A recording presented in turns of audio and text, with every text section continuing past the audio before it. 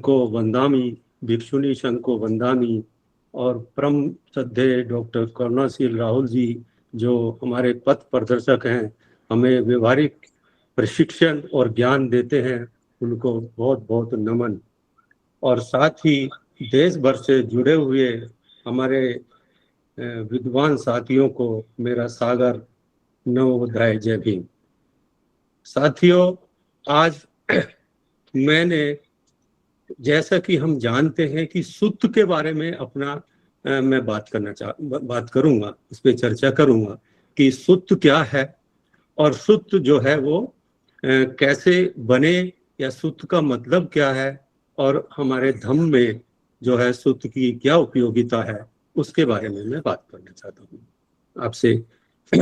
तो सबसे पहले सुत्त का मतलब एक धागा होता है, कि जैसे एक धागा है सुत्त, और सुत्त जो है ये पाली भाषा का है, और पाली भाषा में ये संस्कृत से लिया गया है सुत्त।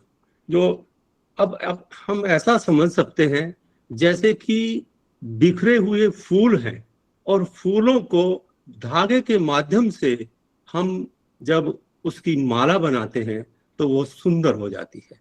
इसी प्रकार से हमारा जो यानी कि विस्तृत जो साहित्य है, अब साहित्य भी कैसे, कि मतलब मैं तो ये समझता हूँ सभी धर्मों में सबसे विस्तृत यदि जो साहित्य है वो शायद जो है बुद्ध धर्म का साहित्य है। ऐसा मेरी जानकारी और मेरे ज्ञान के अनुसार मैं ऐसा समझता हूँ। अब हुआ क्या है साथियों, महाकारुणिक बुद्ध के महापरिनिर्वाण के बाद 3 महीने बाद जब कुछ उथल पुथल होने लगी, तो कि जो भिक्खु लोग थे वो ऐसा सोचने लगे कि अब तो हम आजाद हो गए और अपने मन से करेंगे, कुछ करेंगे, ऐसा लोगों में ये विचार आया। लेकिन महाकारुणिक सम्यक संबुद्ध के महापरिनिर्वाण के 3 महीने बाद में बौद्ध संगति हुई, प्रथम बौद्ध संगति। उसमें जो है हमारे सूत्र पिटकों का निर्माण किया गया। तो उसमें जैसे कि हम जानते हैं त्रिपिटक, सुत्त पिटक, विनय पिटक और अभिधम्म पिटक। तो मैं सुत्त पिटक की बात करूंगा। जैसे कि सुत्त पिटक जो बना, सबसे पहले जो है महाकारुणिक बुद्ध के साथ साये की तरह रहने वाले और उनके सभी देशनाओं को सुनने वाले जो है भंते आनंद थे।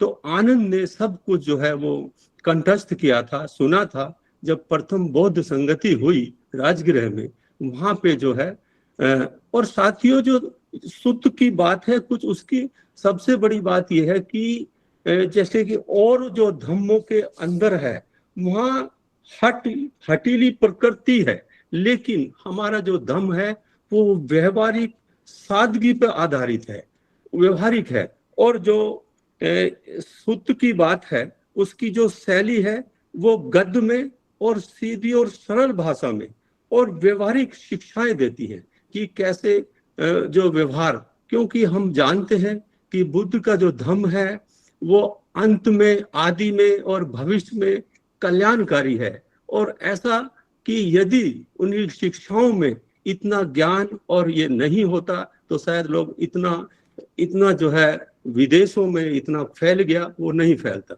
उनकी शिक्षाएं बहुत ही 2500 साल के बाद भी आज भी जो है बहुत ही प्रेरणादायक हैं।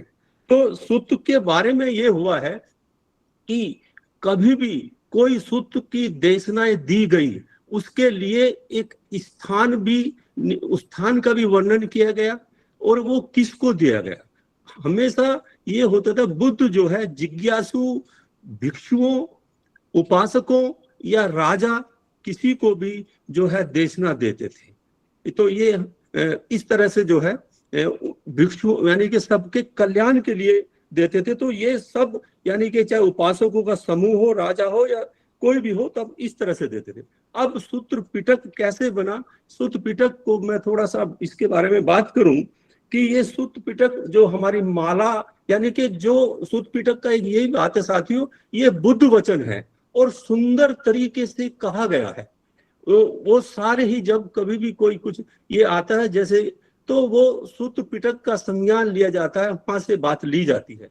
तो सुत पिटक को कैसे शुरू किया गया, हमेशा एक ये है कि पाली भाषा में एक शब्द आता है एवं में सूत्रम, कि ऐसा मैंने सुना है।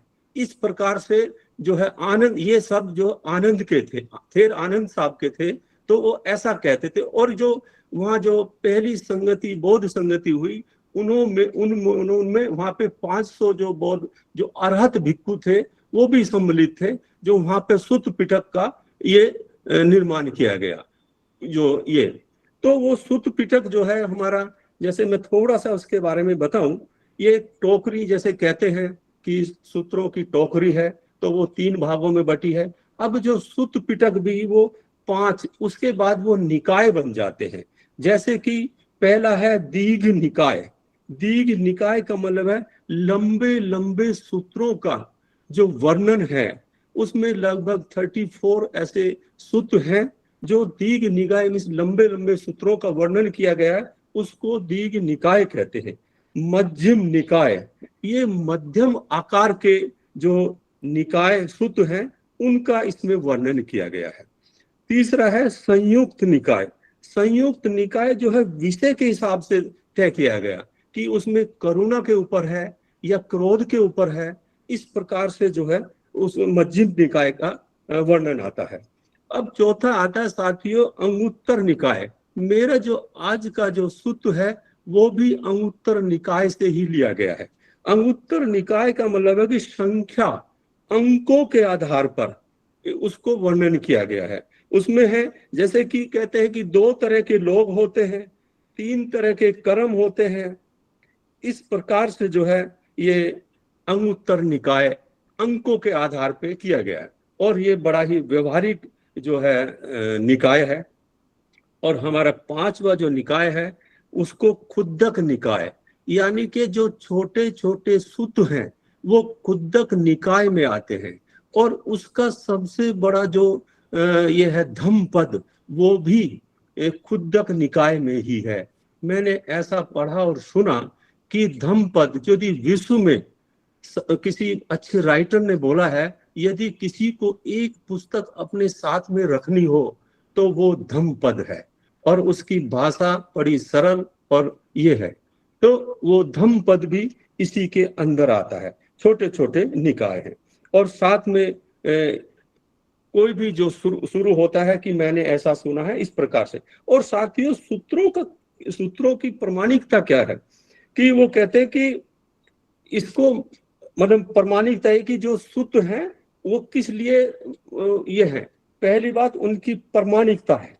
ये प्रामाणिकता ये है कि जो ये सूत्र हैं बुद्ध के वचन है, सुंदर वचनों के द्वारा इसका जो है प्रामाणिकता के साथ में सूत्र को बताया गया है।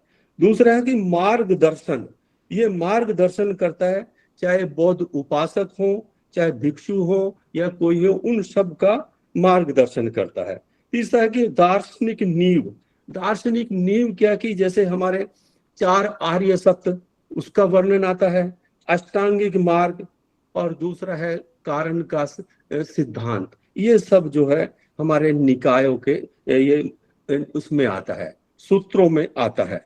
और सूत्र का जो है मैंने बताया कि कब दिया गया, कहाँ दिया गया, कैसे वर्णन आता है कि जेतवन में आम के वृक्ष के नीचे, या किन लोगों को, भिक्षुओं को, भिक्षुणियों को, इस प्रकार से जो है सूत्र का वर्णन सुंदर सुंदर शब्दों में, और उनकी बुद्ध की अपनी वाणी, जो ये निकाय ये जो है सूत्र हुआ, और सूत्र पिटक का ये हुआ, जिसके लिए आनंद थेर ने बहुत विद्वान थे, और उनके बारे में तो बहुत ही कहा जाता है कि जब आनंद हंसते थे तो सारे लोग हंसते थे, यदि वो चुप रहते थे तो सारे लोग संकोच में रहते थे। और वैसे भी उनका श्रवण और ये जो शक्ति थी बहुत ज्यादा थी, ऐसा वो हमेशा साथ रहते थे। तो साथियों मैंने जो ये तो भी सूत्र की बात करी कि इस प्रकार से सूत्र, और सूत्र को जो है हमेशा गद्य और सीधी और सरल भाषा में, व्यवहारिक भाषा में लिखा गया है। तो साथियों मैंने जो आज अपना ये चुना है, इसका नाम है व्यगपज सुत या दीग जानु सुत, और इसके लिए है कि गृहस्थ जीवन के कल्याण के लिए बुद्ध की देशना, यानी कि कंडीशन ऑफ वेलफेयर, हमारे गृहस्थ जीवन में कैसे हमारा वेलफेयर हो सकता है, इसके बारे में ये है। तो होता क्या है साथियों, एक बार महाकारुणिक बुद्ध करकर पथ निगम में, जो कोलीय प्रदेश था, और कोलीय प्रदेश वो आज नेपाल में है, तो वहां पे निगम में विहार कर रहे थे। तो वहां पे क्या होता है कि वहां का जो लोग, बहुत ही सुंदर जगह थी, शांत थी, और सब लोगों के मन में मगर अशांति जैसे थी। तो वहां का एक युवक जिसका नाम जो है दीग जानू है, और दीग जानू महाकारुणिक बुद्ध के पास जाता है और उनके पास उनको नमन करके बैठ जाता है, आशा और उम्मीद के साथ।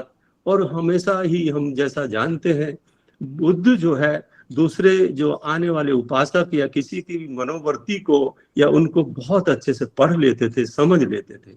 तो जैसे ही उनकी तरफ वो वंदना करता है उनकी, और उनसे कुछ कहता कि हे तथागत, कि हम आम जन हैं, हम जो है अपने पोत्रों में, पुत्रों में, पुत्री में, संतान में, परिवार में उलझे रहते हैं, हमें इसी में हमारा पूरा जीवन चलता है। हम जो है काशी का इत्र यूज करते हैं, चंदन यूज करते हैं, और धन इकट्ठा करते हैं, और पैसा इकट्ठा करते हैं, और हमारा पूरा जीवन इसी में चला जाता है।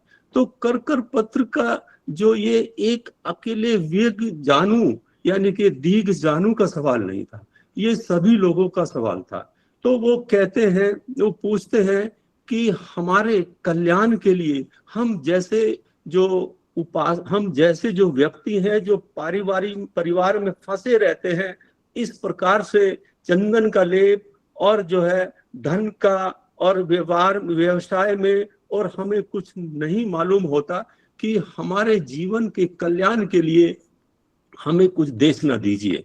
ऐसा वो अनुग्रह करते हैं तथागत बुद्ध से। और ये जो बात थी कि जो आदमी धन तो इकट्ठा कर लिया, उसका संरक्षण और संवर्धन कैसे करना है, इस बारे में भी है कि उसको कैसे बढ़ाना है और उसको कैसे नाश होने से, बर्बाद होने से कैसे बचाना है। तो तब क्या होता है कि बुद्ध उनको कहते हैं कि हे दीग जानू, यदि आप जानना ही चाहते हो तो मैं आपको, वो उनको देशना देते हैं। हाँ? जब देशना देते हैं तो वो क्या कहते हैं कि व्यक्ति के जो निर्माण में या उसमें 4 बातें वो बताते हैं कि 4 बातों का ध्यान रखना चाहिए। वो 4 बातें क्या हैं कि किसी को भी अपने इस जीवन को और भविष्य के जीवन को कैसे वो उचित रखे, अपने आचरण को संभाले, उसको करे, उस प्रकार से जो है वो पूछते हैं कि हमें क्या करना चाहिए। तो बुद्ध उनको एक बताते हैं कि इसके लिए वो 4 बातों के लिए कहते हैं कि एक गृहस्थ के जीवन में मंगल और सुख के लिए 4 साधन सहायक होते हैं। अब वो 4 साधन क्या है? उन्होंने कहा, एक है सतत प्रयास की उपलब्धि, जो आदमी को सतत प्रयास करते रहना चाहिए, इसको का उत्थान संपदा। दूसरा है उपलब्ध की रक्षा, की जो उपलब्ध कर लिया गया है, इसको कहते हैं आरक्ष संपदा। नंबर 3 जो है अच्छी मित्रता, यानी कि कल्याण मित्रता होनी चाहिए। और चौथी वो कहते हैं संतुलित जीविका या समजीविता। अब वो उन्होंने ये बात बता दी। अब वो कहते हैं भंते, हमें इनके बारे में विस्तृत बताइएगा, ऐसा वो अनुरोध करते हैं। तो वो कहते हैं कि सतत प्रयास की उपलब्धता क्या है, कैसे करेंगे कि व्यक्ति चाहे वो अपनी आजीविका कमाने के लिए उसका कोई भी साधन है, एक गृहस्थ की आजीविका अर्जित करने का कोई भी साधन हो सकता है, वो कोई छोटा और बड़ा नहीं होता।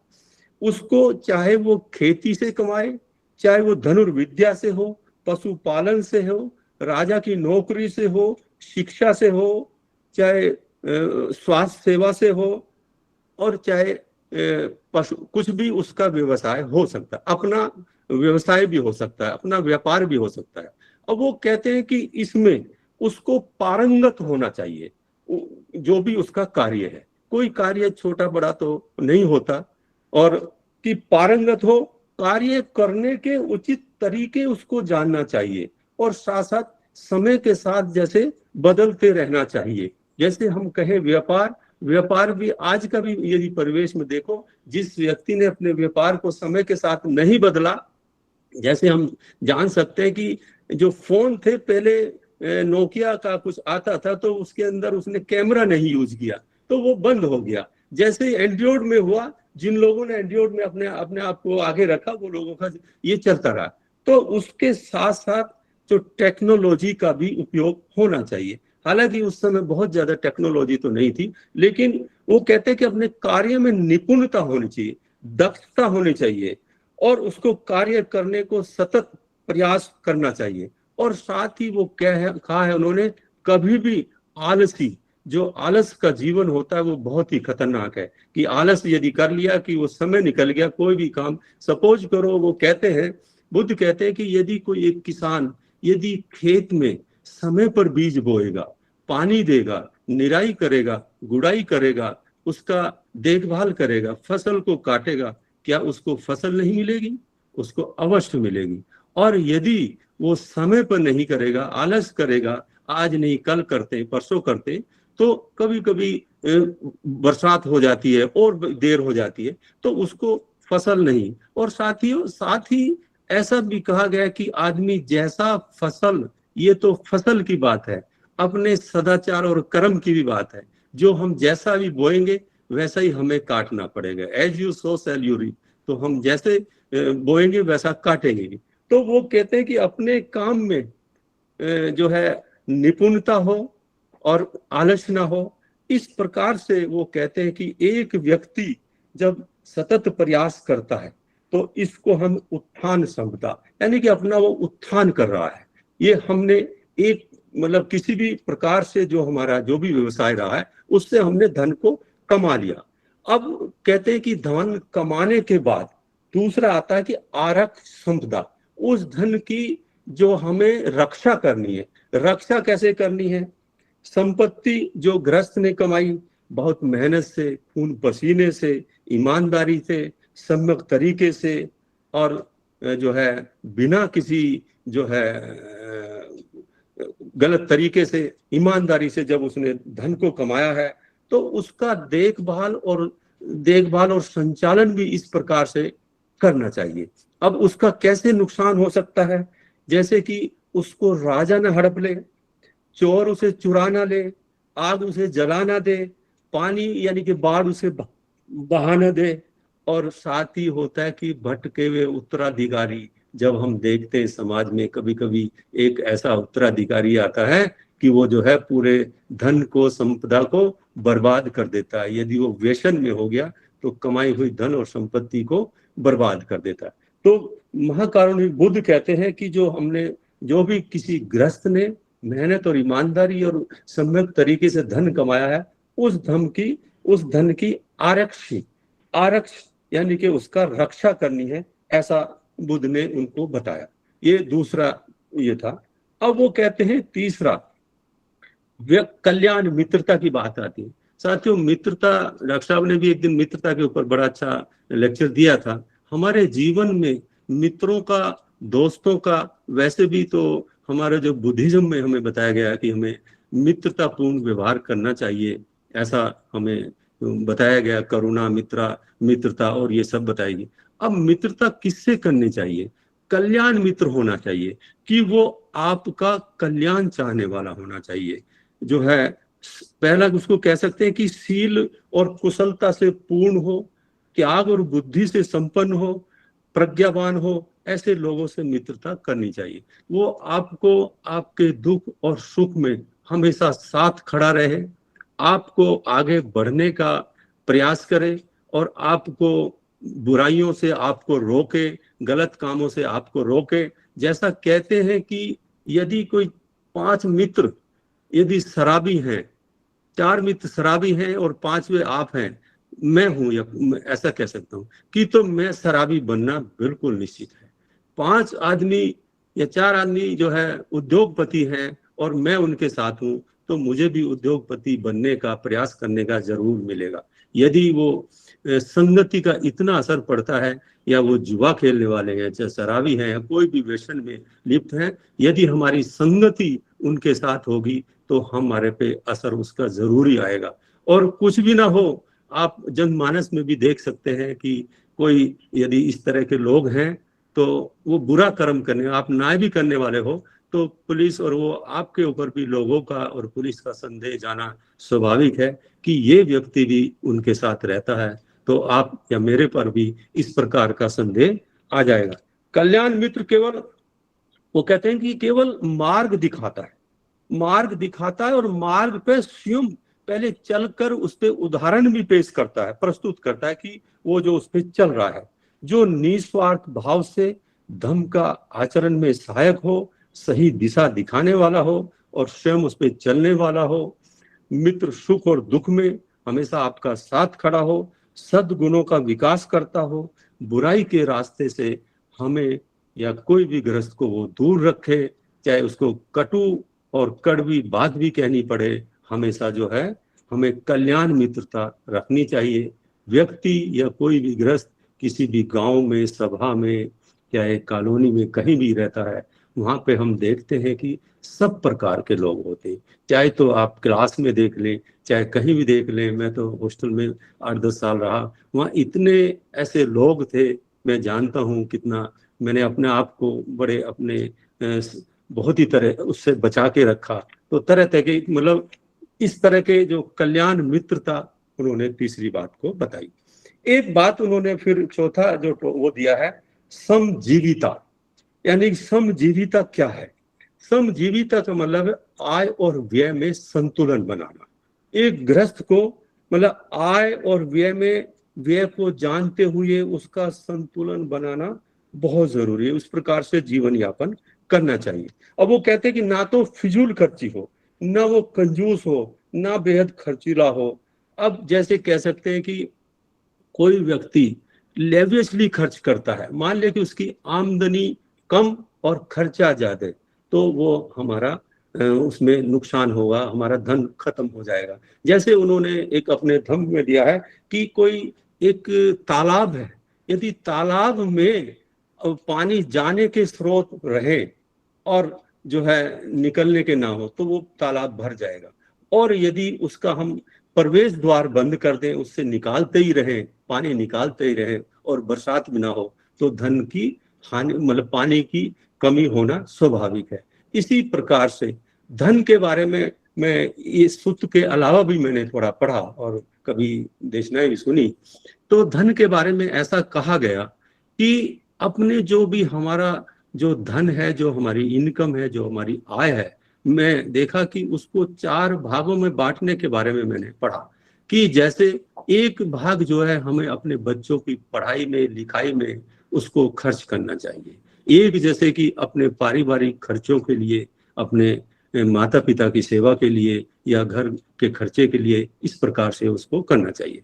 एक एक जो है एक हिस्सा अपने व्यवसाय को आगे बढ़ाने में हमेशा उसको रखना चाहिए, और एक हिस्सा हमें ए रेनी डे यानी कि मुसीबत के समय के लिए भी कुछ धन को हमें अपने पास रखना चाहिए। जब कभी हमारे पास कोई भी असमय मुसीबत आ जाए तो हमें किसी के पास हाथ ना फैलाना पड़े। इस प्रकार से वो समजीविता का बात करते हैं कि धन का, जैसे कहते हैं कि कमा लेना एक बात है, उसको खर्च करना ये भी एक कला है।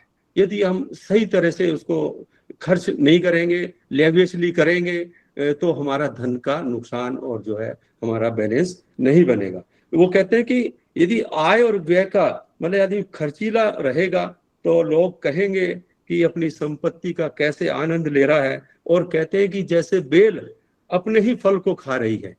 और यदि व्यक्ति वो खर्ची नहीं कर रहा है, उसको बचा के रख रहा है, तो कहते हैं लोग आम भाषा में, अरे ये तो भुक्कड़ आदमी, भूखा ही मरेगा, ऐसा लोग कहते हैं।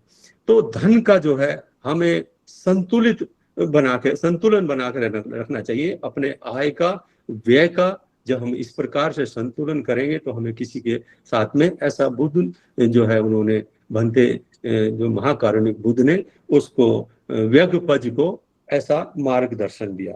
अब वो कहते हैं कि ये संपत्ति, चार तरह की बात हुई।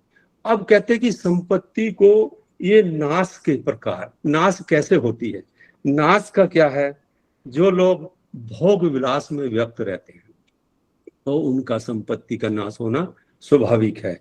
मदिरा पान में रहते हैं और जुआ खेलते हैं और पापी लोगों के साथ जिनकी दोस्ती और साठगांठ होगी, वो उनका धन का नाश होना स्वाभाविक है। संपत्ति का तो जैसे हम आज देखते भी हैं, जिनके पास बहुत धन आ जाता है वो अपने बच्चों को भी इस प्रकार से, जैसे अभी हम 2-3 जो हमने उदाहरण देखे, कानपुर में लंबरगी कौन सी गाड़ी है वो करोड़ों की, ऐसा दे दिया, लोगों को मार दिया। दिल्ली में भी ऐसा कर दिया।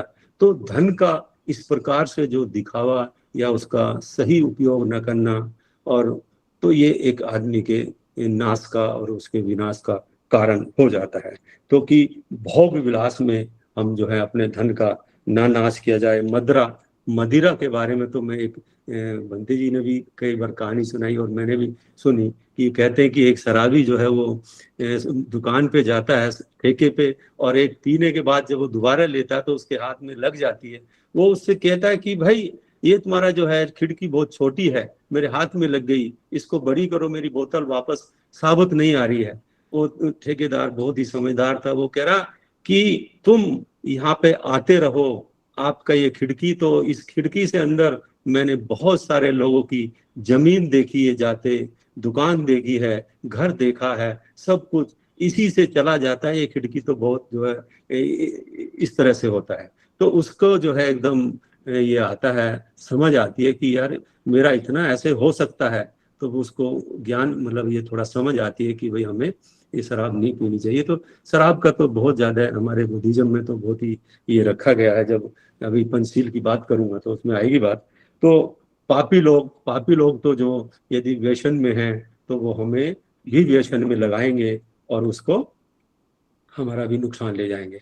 और साथ में ये जमा पूंजी को समृद्धि के मार्ग कैसे है। अब इसका विपरीत है कि जो लोग काम भोगों में संलिप्त नहीं है उसका धन बचेगा, मदिरा में नहीं इस्तेमाल करते उसका भी धन बचेगा, और जो जुए में नहीं है, जुए का तो एक बार लग जाए तो वो हारने और जीतने के चक्कर में सारा बर्बाद कर देते हैं। और जो लोग अच्छे कल्याण मित्रों के साथ रहते हैं उसका जो है हमेशा भला होगा। यदि वो गलत रास्ते पे निकला भी तो जो है उसके जो मित्र होंगे, कल्याण वाले होंगे, वो जो है उसको जाने नहीं देंगे। ऐसा जो है ये व्यगपज को ये 4 बातों के थ्रू ये बात बताई। अब इसी के साथ में आध्यात्मिक विकास के बारे में जो है 4 बातें मैं रखूंगा। इसी में है कि वो कहते हैं कि एक गृहस्थ के कल्याण के लिए 4 बातें आवश्यक है। वो क्या है?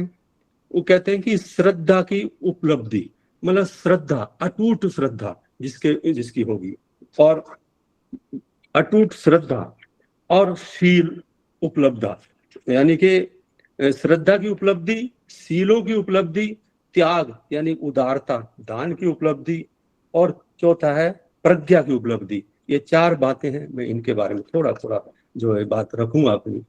तो श्रद्धा की उपलब्धि क्या कहते हैं? जैसे कि हमारे जो रहबर हैं बाबा साहब, हमने उनसे बहुत कुछ लिया है, हमारा जीवन इन्होंने सुधारा है और हम उन्हीं की वजह से आज इतना अच्छा जीवन व्यतीत कर रहे हैं। लेकिन साथियों, बहुत सारे लोग उनकी बात को, उनके मार्ग पे अपना विश्वास नहीं रखते, यानी कि उनके बताए हुए मार्ग पे नहीं चलते। ये हमारे लिए बड़ा दुखद विषय है।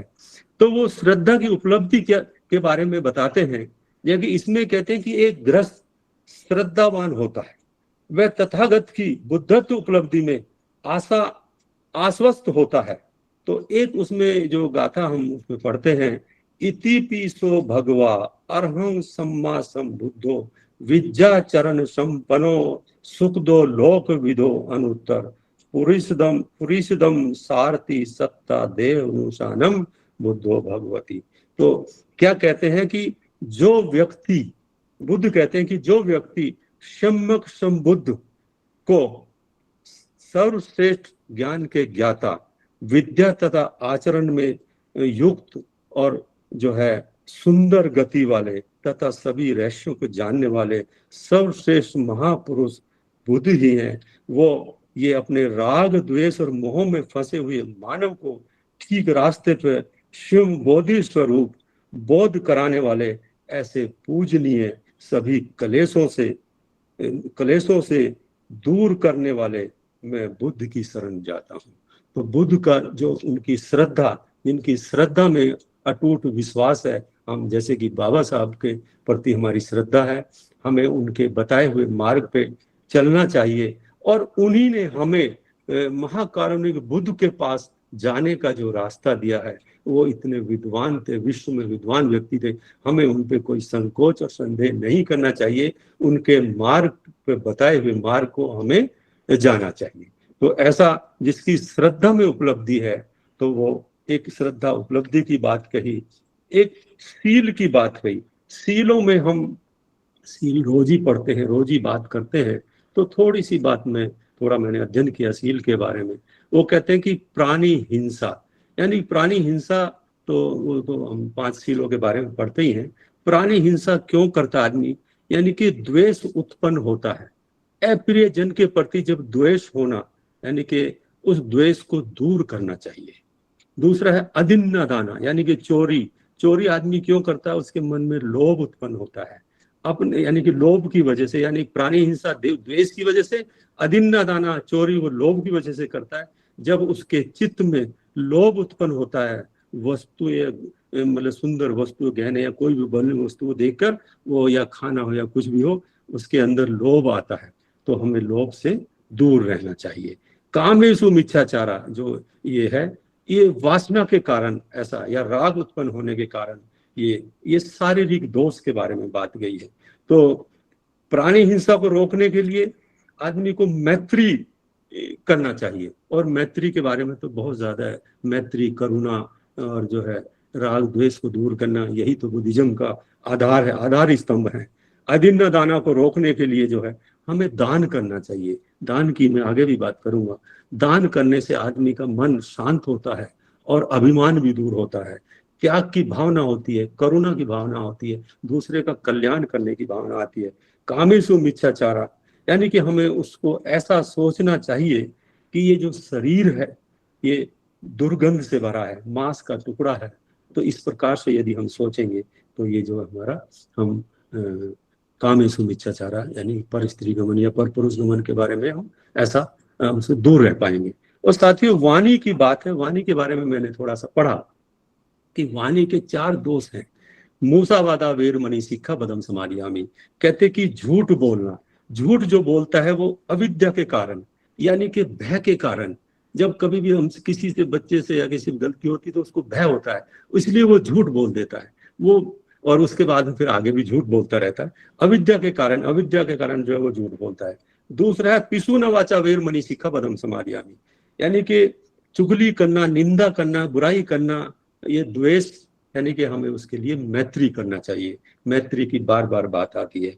तीसरा है फलसा वाचा वीर मणि सिक्खा पदम समाधियामी, किसी को हम गाली देना, कड़े शब्द कहना, अपशब्द कहना, तो उसको हम द्वेष के कारण होता है। उसको मुस्कुरा कर यदि हम बात करेंगे तो शायद वो हम इसमें नहीं फंसेंगे। और चौथा है सम फलापा वीर मणि सिक्खा पदम समाधियामी, यानी कि अज्ञानता की वजह से हम व्यर्थ की बातें करते हैं, बेकार की बातें करते हैं, जिनका कोई मतलब नहीं, वो सब अविद्या के कारण ऐसा होता है। तो ये मैंने मतलब कि, यानी कि सीलों की उपलब्धि, ऐसा कि हम रोज पढ़ते ही हैं, थोड़ा सा मैंने अलग पढ़ने का कोशिश किया। तो सील की उपलब्धि, ये जो महाकारुण्य ने सील की उपलब्धि की बात कही। और तीसरा है त्याग, उदारता या दान की बात कही है। ध्यान में उपलब्धता क्या है, कहते हैं कि एक गृहस्थ अपने चित्त मलो तथा धन लोलुपता को मुक्त रखकर जो दान देता है, और दान से क्या होता है कि मैं एक दिन और भी बताया कि दान में जैसे 2-3 तरह का होता है कि आमिष दान, यानी कि हम जो है जरूरतमंद के लिए जो है हम धन का, यानी कि कोई भी खाने पीने की चीजों का, वस्तुओं का जब दान देते हैं वो आमिष दान कहलाता है। और जो है एक है धम दान, सॉरी धम दान तो बाद का है, पहले जो है ये वस्तुओं का दान और अंग दान, यानी कि किसी को अभय दान, किसी के भी हम जो है अपने शरीर का भी अंग दे सकेंगे, रक्त का दान दे सके, किसी का जीवन दे बचा दे, ये अभय दान। और तीसरा है धम दान, सबसे सर्वोच्च और उत्तम जो है वो धम दान कहलाता है। कि धम का मतलब कि यह है कि किसी का जीवन को बदल देने का, यदि किसी के जीवन को, जैसे हमारे परम श्रद्धेय करुणासिल राहुल जी लोगों का जीवन को बदलने का कार्य कर रहे हैं। बहुत सारे लोग कहते हैं ना कि हमने देखा उनके उसमें लोग महिलाएं चूड़ियां उतार रही हैं, ये ऐसा ऐसा ये कर रही हैं, तो वो धम दान ये सबसे बड़ा और सबसे अच्छा माना जाता है दानों में। दान से हमारा अभिमान दूर होता है, हमारे अंदर करुणा आती है, और जो है हमारा चित्त शांत होता है कि हमें जो है मुक्त हस्त होकर मतलब दान देना चाहिए, उसमें उदारता होनी चाहिए, जरूरतमंदों की सहायता करनी चाहिए। ऐसा दान के बारे में है। ये दान ये कहती है त्याग संपदा, यानी कि दान की उपलब्धता। और चौथी बात जो है प्रज्ञा की उपलब्धता।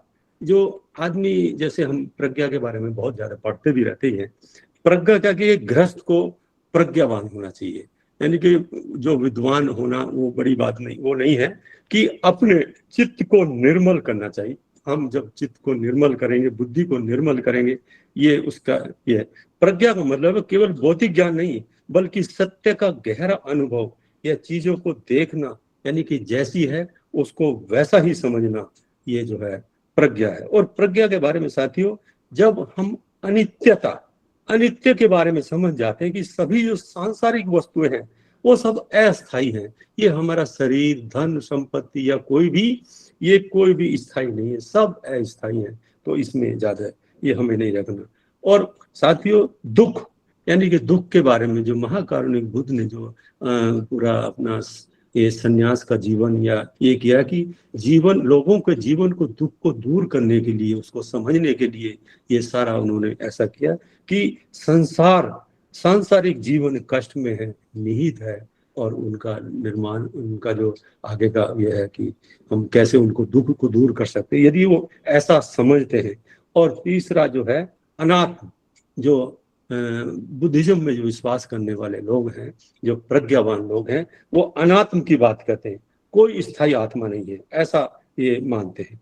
प्रज्ञावान गृहस्थ अज्ञान मिटाकर जो बुद्धत्व निर्माण की प्राप्ति कर सकता है, और जो है प्रज्ञा जो है प्रज्ञा के द्वारा अपने अज्ञान का नाश कर सकता है। इससे ही आगे बढ़कर जो है वो निर्वाण के रास्ते पे जा सकता है, जिसमें व्यक्ति अपने जो है राग द्वेष मोह और दुखों से मुक्त हो सकता है, ऐसा जो है उन्होंने कहा। और साथ ही कल्याण के साथ साथ में जो हमें और कुछ करना चाहिए, कि जैसे कि हमें कर्तव्यों का ध्यान, हमें अपने कर्तव्यों को ध्यान और मेहनत से करना चाहिए। कर्तव्य हमारा, जैसे कि हम संविधान में पढ़ते हैं कि मूल कर्तव्य है और साथ में अधिकार भी है, तो हमें कर्तव्य भी देखना चाहिए।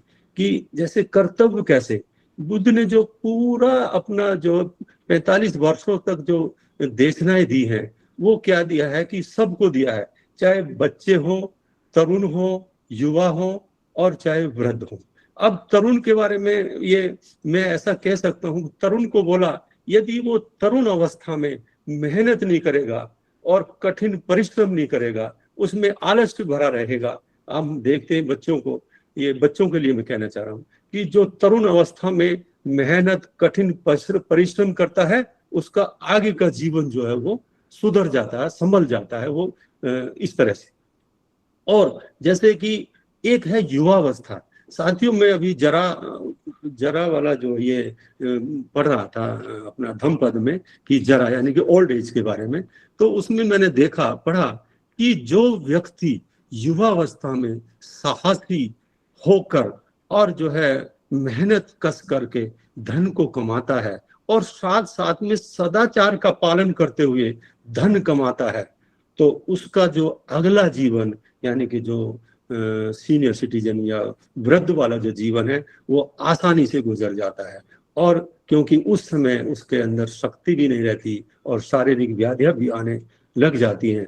तो बचपन के लिए बोला और जवान लोगों के लिए बोला, मतलब हर किसी वर्ग के लिए महाकारुणिक बुद्ध ने जो है व्यवहारिक शिक्षाएं दी हैं। तो गृहस्थ को यानी कि आगे कहा कि बुद्धिमानी से धन को संचय करना, सम्यक तरीके से धन को संचय करना। गृहस्थ जो जीवन है उसको संतुलित जीवन जीना है कि अपना हमें देखना है कि बच्चों की परवरिश भी करनी है, साथ में हमें अपने व्यवसाय को भी देखना है और अपने बुजुर्ग माता पिता का भी ध्यान रखना। इस प्रकार से संतुलित रखता है और अपने धन का जो संचय संरक्षण करना, श्रद्धा तथा शील से संपन्न रहना, उदार तथा धन लोलुपता में नहीं रहना। इस प्रकार से जो है व्यगपज ने व्यगपज को यानी कि उसको दीग जानू को इस प्रकार से जो है ना व्यवहारिक जो है उन्होंने दीक्षा दी। तो जब वो दीक्षा मतलब देखना दी तो ये बात खाली दीग जानू ही नहीं था। फिर जब उनको ये दे रहे थे तो बहुत सारे उपासक लोग वहां पे इकट्ठा हो गए और दीग जानू को बड़ा ही ये लगा। उन्होंने कहा कि मैं आजीवन आपके बताए हुए मार्ग पर हमेशा चलूंगा। और ऐसा उसने कहा कि जो हमारा जीवन आगे ये संभल जाएगा। इस प्रकार से मैंने जो है व्यगपज यानी कि कंडीशन ऑफ वेलफेयर, ग्रस्त जीवन के कल्याण के लिए मैंने उचित समझा। और ये सुत के बारे में मैंने कहा, आप लोगों को शायद मेरी बात समझ आई होगी, है जी। तो मैं यही इसमें मेरे को कहना था। मैं अंत में अपनी वाणी को विराम देता हूँ।